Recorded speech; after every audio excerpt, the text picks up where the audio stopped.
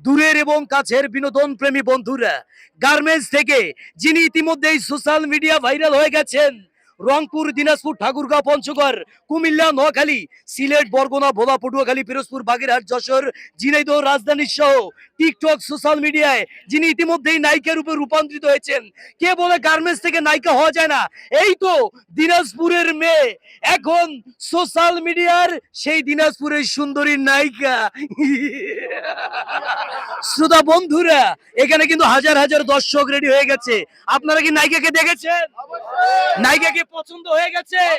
তাহলে চিৎকার করে এটা শুনতে চাই, মাথায় নষ্ট মাম্মা। সেই সুন্দরী মেয়েকে নিয়ে আজকে আমরা হাজির হয়েছি।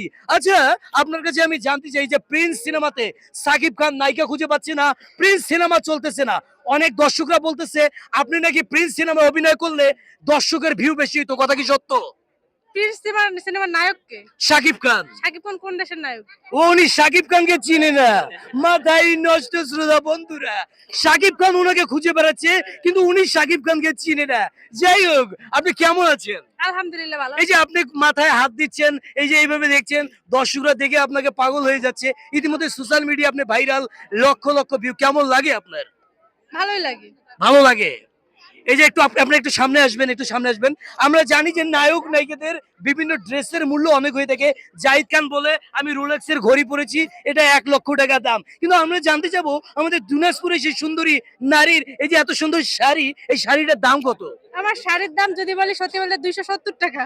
ও মাই গড, উনি 270 টাকার শাড়ি পরে ইতিমধ্যেই সোশ্যাল মিডিয়ার নায়িকায় রূপান্তরিত হয়েছেন। আর কে বলে 1,00,000 2,00,000 টাকার ঘড়ি পড়তে হয়, মাত্র 270 টাকার শাড়ি পরে উনি কিন্তু দিনাজপুরের সুন্দরী হয়েছে। শ্রোতা বন্ধুরা, এই সুন্দরীকে নিয়ে আরো ভিডিও নিয়ে আপনাদের মাঝে আসবো।